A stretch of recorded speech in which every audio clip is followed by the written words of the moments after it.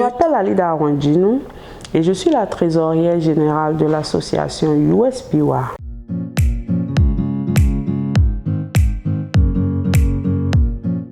Quand je dis USBWA, entendez US Benin Women Alumni Association. Et en fait, c'est un creuset où sont rassemblées toutes les femmes boursières ou qui ont participé à des programmes organisés par l'ambassade des États-Unis près le Bénin. Et ce creuset a pour objectif de valoriser la femme. Dans ce creuset, on retrouve différents types de profils. On retrouve des femmes entrepreneurs, on retrouve des médecins, des juristes, des avocats, des acteurs de la vie associative, des entrepreneurs agroalimentaires, cosmétiques, textiles et même dans l'environnement. Plusieurs activités ont été menées dans le cadre de l'environnement. Et pour exemple, USBWA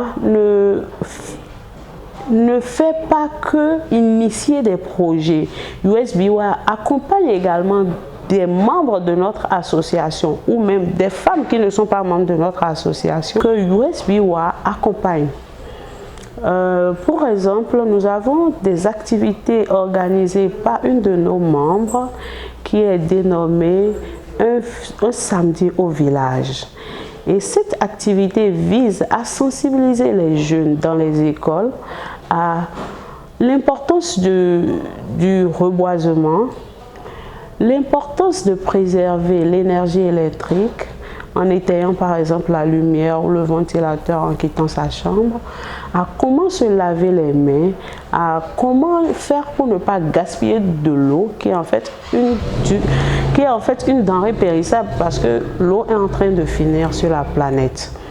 Donc c'est une activité organisée par une membre de l'association mais que les autres membres de l'association accompagnent. Nous avons également un autre membre qui est Dr Audrey, qui a organisé en mai 2018 une activité de salubrité au sein de la FSA.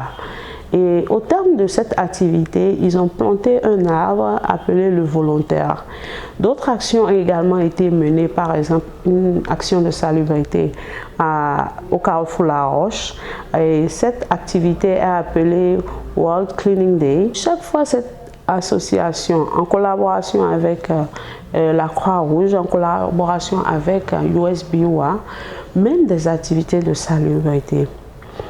Pour parler d'une activité accompagnée par USBWA pour une femme qui n'est pas membre de notre association, il y a l'éco-running organisé par Sandra Idossou qui consistait à faire une course pour la santé, mais en faisant cette course, il fallait ramasser tout ce qu'on pouvait trouver comme sachets, comme papier, comme ordures sur son passage. Et cette activité, toutes ces activités ont mobilisé plusieurs membres de notre association et fait encore parler d'elle jusqu'à aujourd'hui.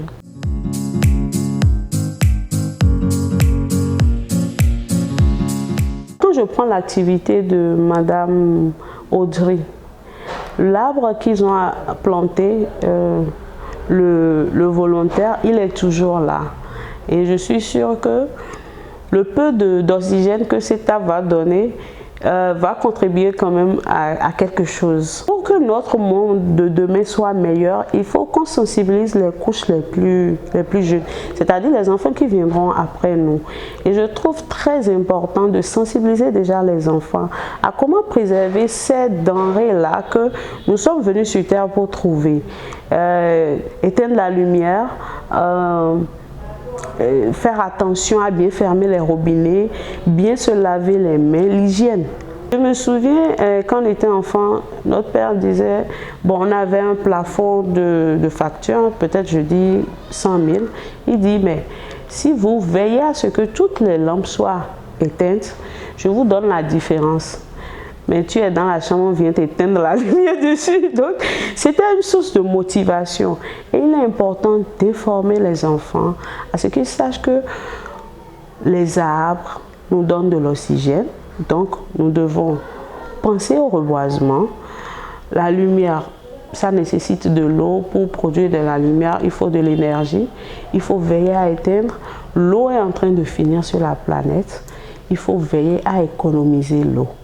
Donc voilà, je pense la sensibilisation, nous aurons les résultats de cette sensibilisation-là dans 10 ans, dans 20 ans. Et c'est important maintenant parce que plus tard, c'est plus compliqué.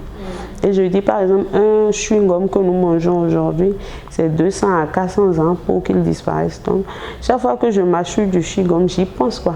Donc je me dis, il faut 200 ans. Donc les enfants de mes enfants vont toujours voir ce chewing-gum-là. Donc il faut faire attention à nos actes au quotidien.